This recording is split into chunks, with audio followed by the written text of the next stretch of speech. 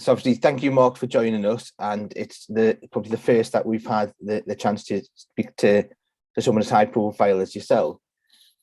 One of the first things that we wanted to know is what got you into journalism, what got you into working within football?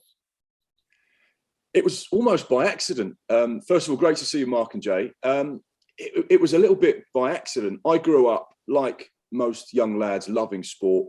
My big sports actually was gymnastics and trampolining. That was something I was hugely passionate about.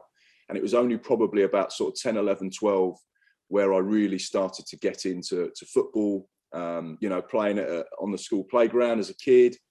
And then I was about sort of 14 when I got asked to do some acting in a low budget local film. And I was this quiet, timid, shy kid at school, never had the personality to be an actor.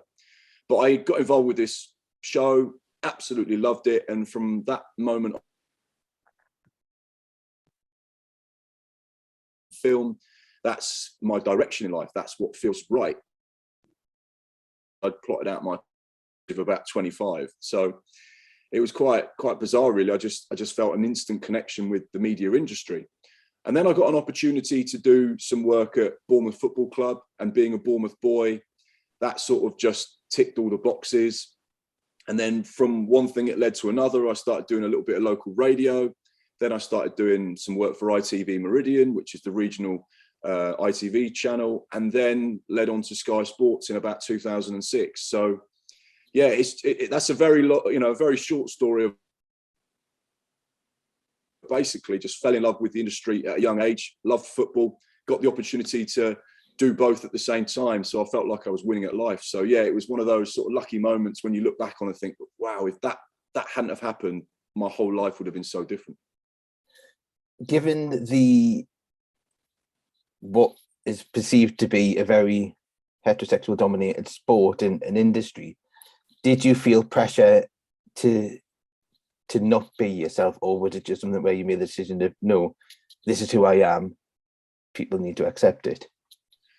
For the first 7 or 8 years, I completely hid who I was. I was really scared to be an openly gay man working in sport, working in TV, and working in football.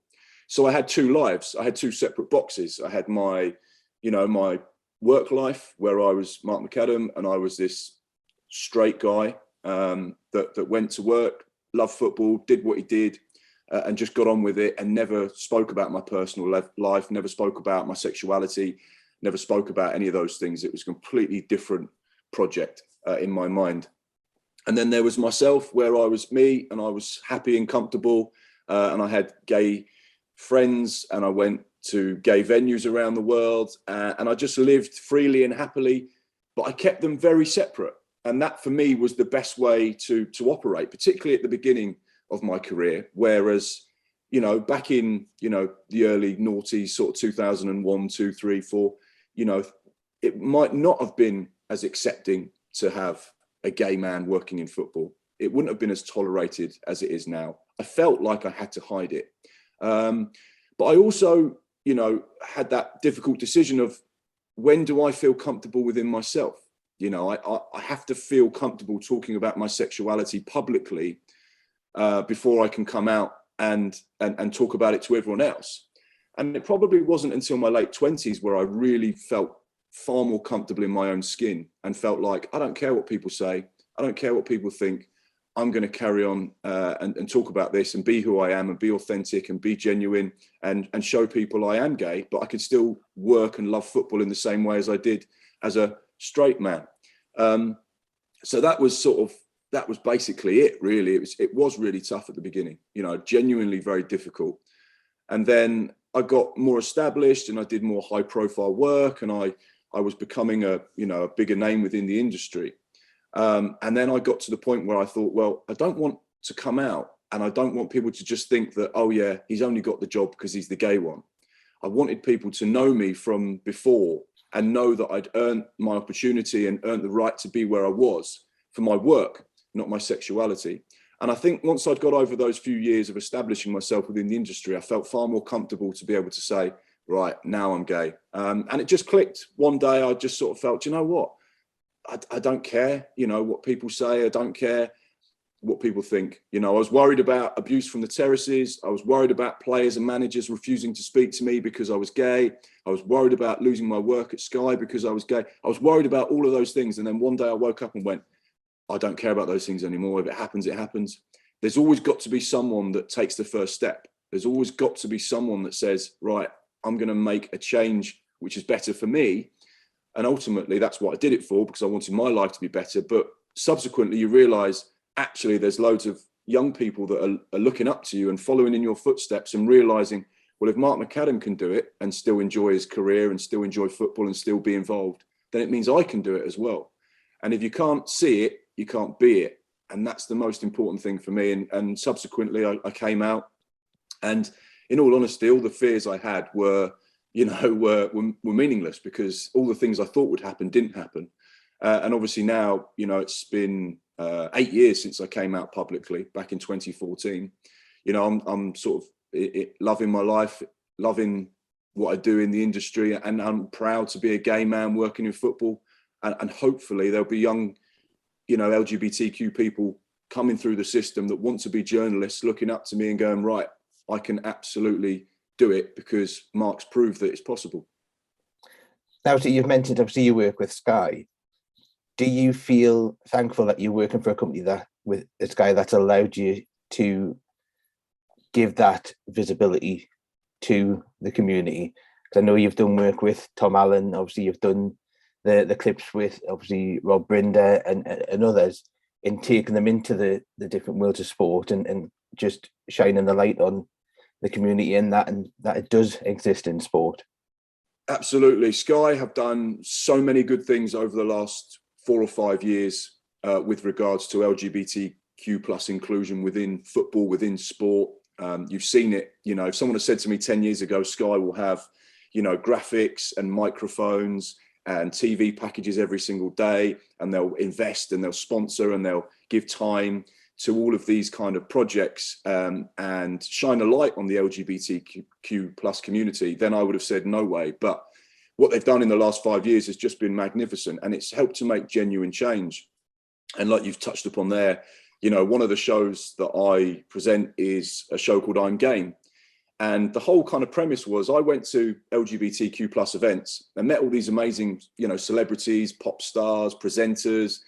And I said, oh, you know, they sort of knew that I was the sporty one, you know, the football one. And they say, I've never been to football, or I've never been to sport, or I never really liked sport. And I'd say, well, how can you not go to football? You know, how can you not experience the live atmosphere? St. James's Park is probably one of the best in the country, if not the best, when they are absolutely on full song. And I met so many people that just hadn't experienced it because they were too scared, or it had never been a part of their upbringing. So I was like, right, I've got to make a show where I take these celebrities into different sporting events. I get them to try things. I get them to experience stuff to see what it actually is like to be an LGBTQ plus person going to live Premier League football, or to live rugby, or to these environments. And Sky invested in it. They gave me the platform, they gave me the budget, and we made this incredible show where we, you know, mixed and matched the worlds of sport and entertainment and football together with the LGBT plus community.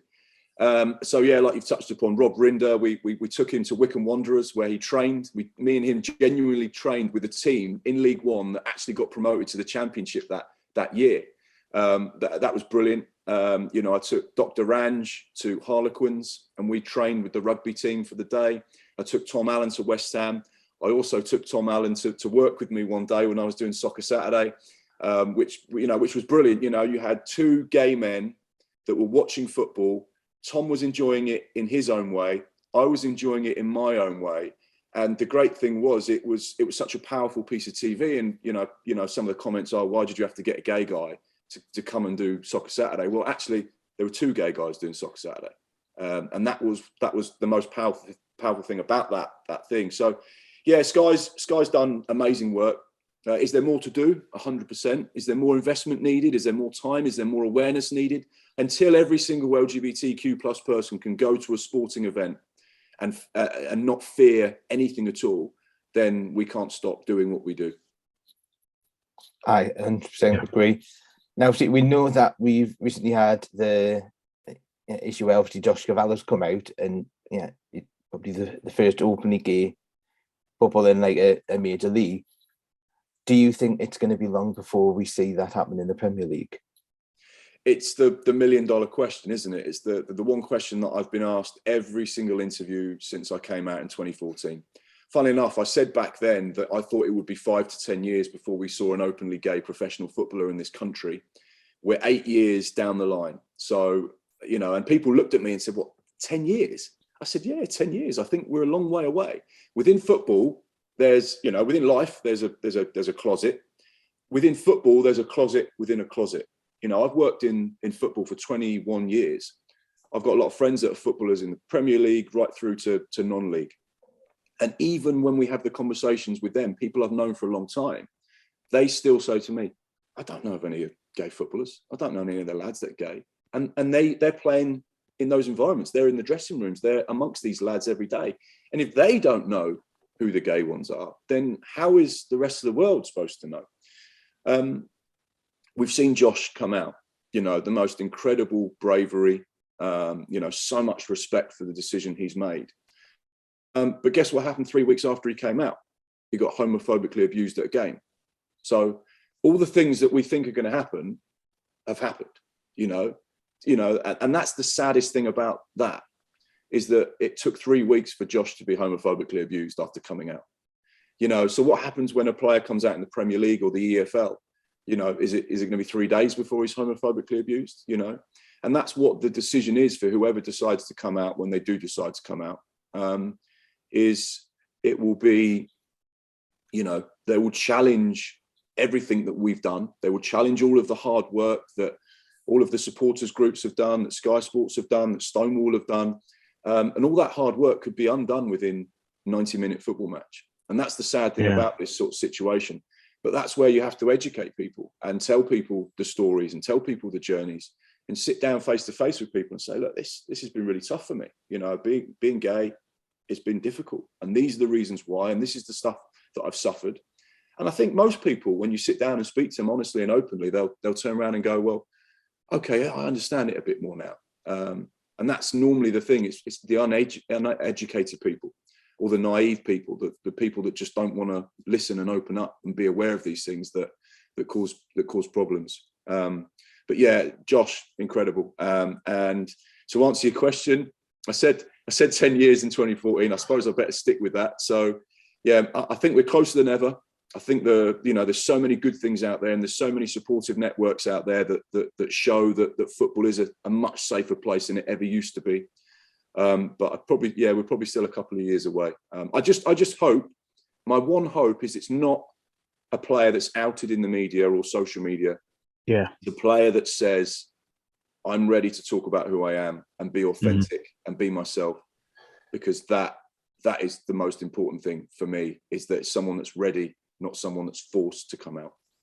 We've seen quite a few, rumors, in the tabloid media of, somebody allegedly coming out ready to do it. Do you believe there's any kind of substance behind that? Or do you think sometimes the media, some media platforms have kind of been facilitating, trying to get somebody out almost?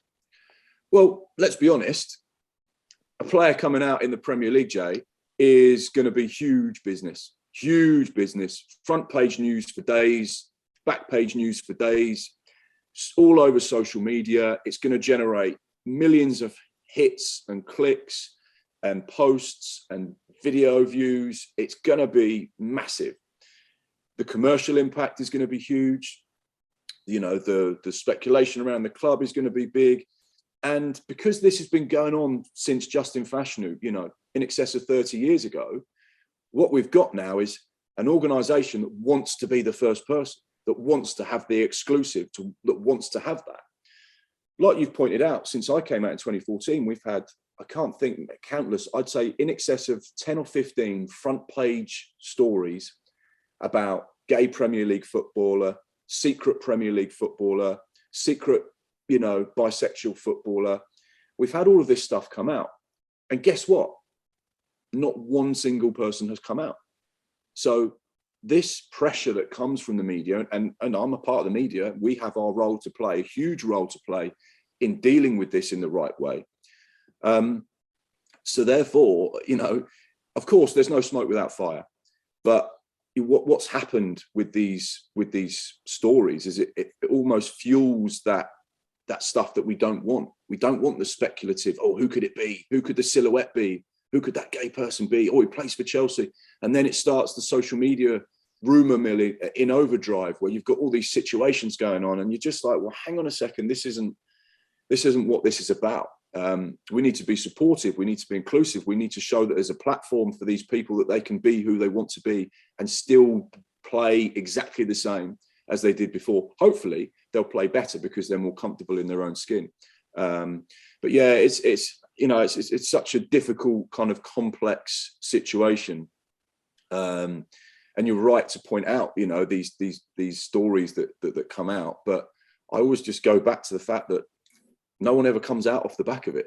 Nothing ever happens off the back of it. It's just a front page that gets people talking. It generates clicks, gets people talking about that website or that newspaper or whoever it is.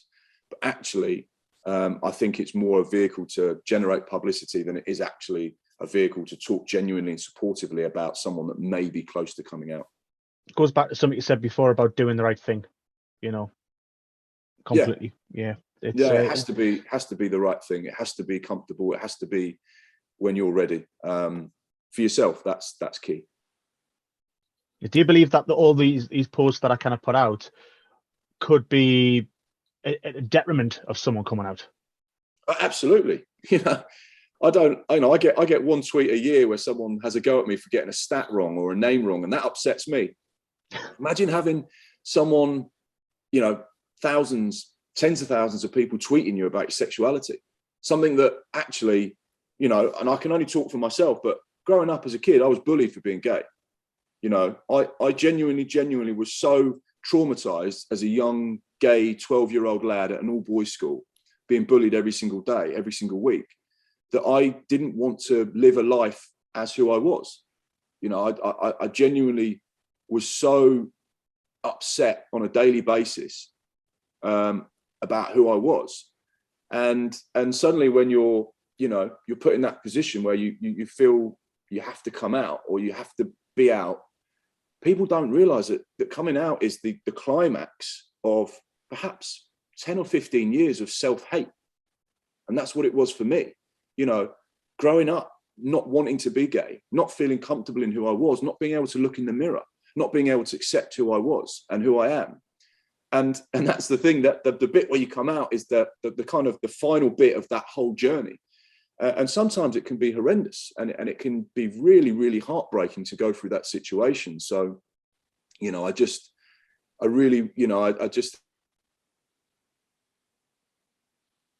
moment where someone comes out is so poignant for their whole life. And the funny thing is as well, you come out once, but actually you keep coming out all the time. Because I still meet people now, you know, and I, you know, people talk to me about our wife and kids, and then you've always got that decision. Oh, do I just say no? No, I haven't got a wife and kids. No, not for me. Or do I turn around and say, no wife and kids. Oh, by the way, I'm gay. Oh, really? You're gay? Oh, yeah, I didn't know that. And then you've got the coming out bit again, and that's something that continually happens. You know, particularly in sport, because not everyone read Gay Times back.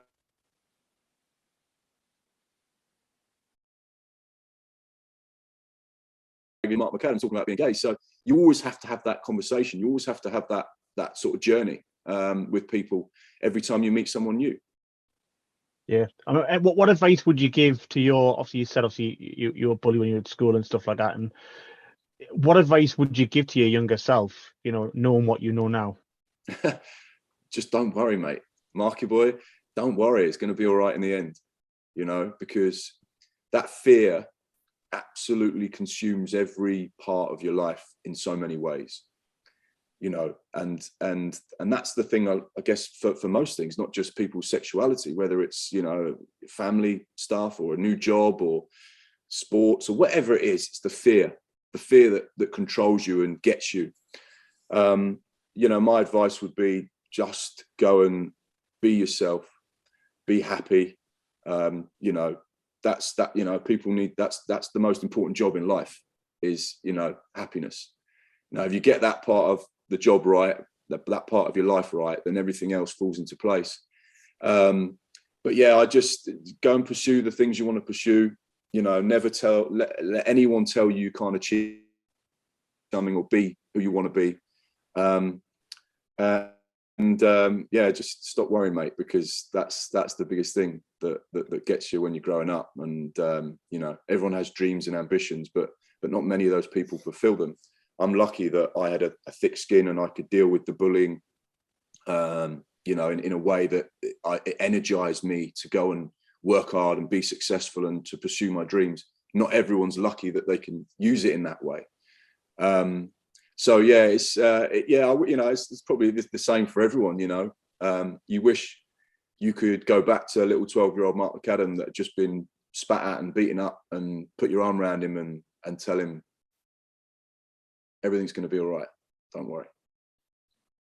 And just finally, obviously, because you've mentioned that you had worked with Bournemouth, and yeah, Newcastle do have someone who you probably know fairly well in charge at the moment. So just finally, what sort of a person have we got managing us? It's a great question, and I can't answer it without being biased. Obviously, you know, I can tell you, a lot of stories about Eddie. I first met Eddie back in 2000 when he was just on the verge of leaving Bournemouth. He'd been signed by Harry Redknapp for Portsmouth. So right at the beginning of my journey within football was right when I first met Eddie, but he was about to leave and move on to bigger and better things. And then I met Eddie, you know, on and off over the next couple of years, but predominantly when he came back to Bournemouth for some rehab work on his knee because things didn't work out at Portsmouth. He got injured very early on. And then he was playing back at Bournemouth in around 2007. Kevin Bond was the manager, obviously a former Newcastle assistant manager himself. And Ed was playing, and Kevin asked me to do some scouting for him because he didn't have a chief scout, didn't have a scout, and the club were going for a bit of a difficult time financially. And Eddie, you know, he sort of said, you know, we're going to promote Eddie to first team coach. And it was at that moment that I started to build a relationship with Ed. You know, he was a first team coach. I was out doing the scouting. Kevin Bond and Rob Newman were a manager and assistant manager. And that was where really I forged my sort of relationship with Ed. We became really close. We worked together on stuff at Bournemouth. He was using my reports to go and do stuff for training and for match days. And then obviously when Eddie became the manager in 2008, I worked with him for about 6 months as his chief scout, or, you know, recruitment assistant, whatever you want to call it. I remember being around his house back in 2008 on New Year's Day with flip charts all over the place, you know, trying to recruit players and sign players. He'd been given the job on a caretaker basis at Bournemouth. And, you know, it was all hands to the pump to try and, you know, keep the team in the Football League. They were second bottom of League Two. And if they got relegated, they would have gone out of business. You know, it wasn't a case of going down to the National League. It was a case of the club would fold. That was the pressure he was working under, you know, huge amounts of pressure. And straight away you could see, you know, how hardworking he was, how diligent he was, how, you know, passionate he was, the attention to detail. You know, he'd come in the office at 6 a.m., 7 in the morning and leave 12 hours later, 6 days a week. He absolutely dedicated himself to that football club, which is exactly what he'll do at Newcastle. You know, Eddie won't change. You know, Eddie is probably one of the most hardworking people I've not just met in football, but in life. You know, he is so passionate about being successful. And you've seen that in the early stages at Newcastle. You've seen how good he is, how talented he is as a coach, how good he is with the media, how important it is for him to be successful and to win. And that was, you know, and that's been brilliant to see. Of course, it's still a long way to go. You've still got win another 2 or 3 games to make sure you stay in the Premier League, but you've given yourselves a brilliant platform. And all the things that he did at Bournemouth, you know, taking a club from second bottom of League Two to the Premier League, not just doing that, but keeping them in the Premier League for 5 years as well. That's, you know, that's 5 times he's avoided getting relegated from the Premier League. Now, there are a lot of fantastic managers in this country that have not been able to do that. So I think that shows a lot of his character. But for me,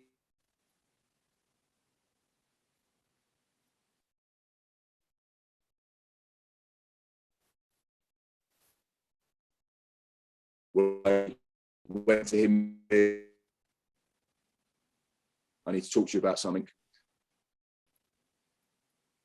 Well, Mark, we're just losing you a little bit. Do you want to just say what you've just said the last 10, 15 seconds again? Sorry.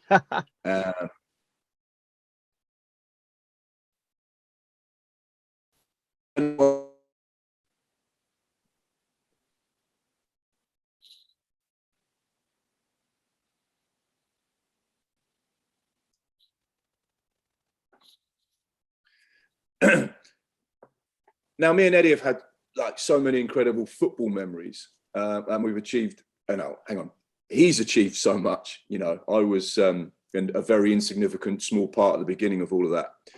But for me, the most significant connection and memory and thing that connects me and Eddie is back in about 2012. I went into the office on a match day. Before a game, actually. I think it was a pre-season game. I can't quite remember. I don't think it was an important match. But he'd recently come back from Burnley. And I just said to him, you know, can I have a bit of a chat, mate? And he said, yeah, of course. What's up? And I sort of said, I need to speak to you about something. It's nothing to do with football. He said, okay, yeah, you know, whatever. And I said, look, I'm really struggling. I'm finding things tough. One of the reasons being, I'm gay. And, you know, Eddie being Eddie said, yeah, but that doesn't mean anything different. And then we had a conversation about things, about me, about my life, about how tough it had been. And in the end, he was like, Marky, nothing changes. Like, I'm going to support you and love you and do anything I can for you in the same way I always did.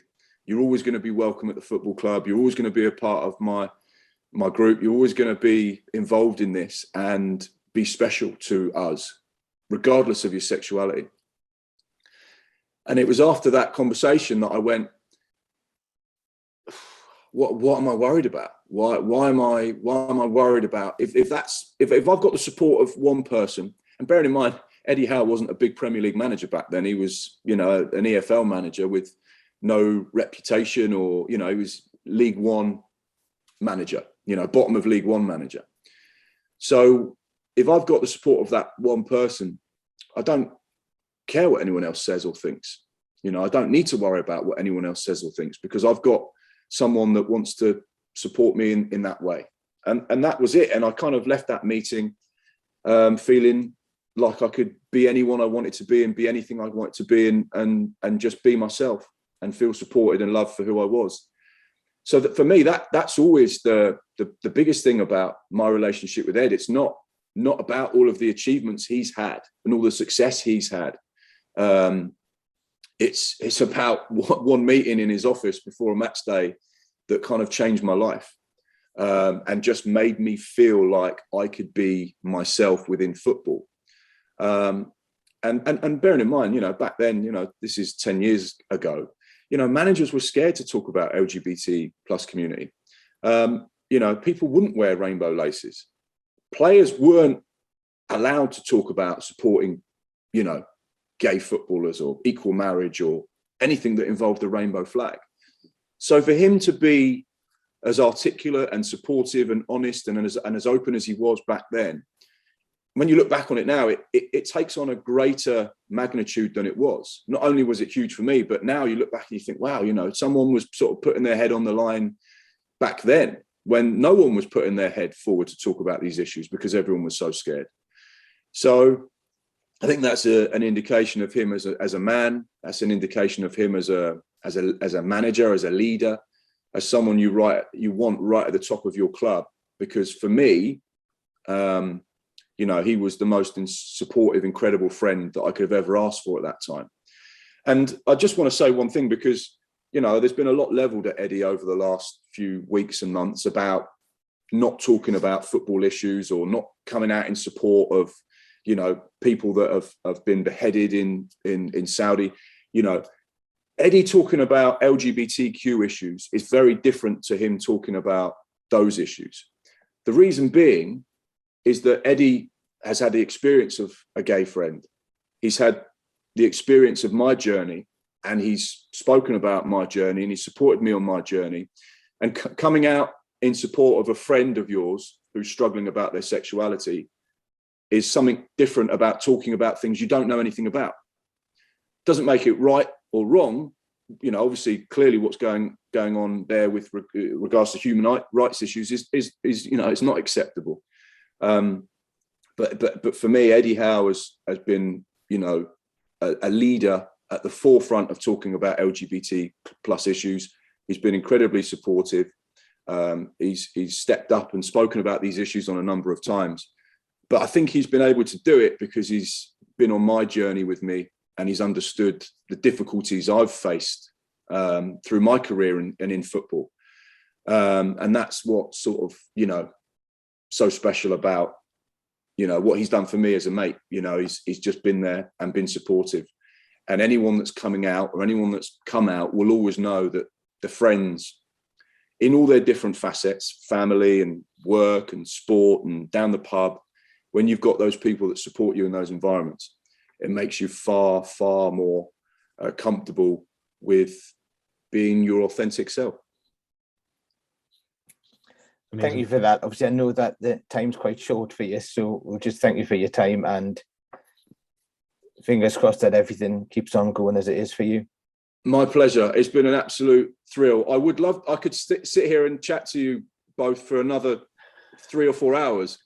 Unfortunately, I've got to go and do some actual real work. So I've got to head down to Southampton. I've got to speak to Fraser Forster.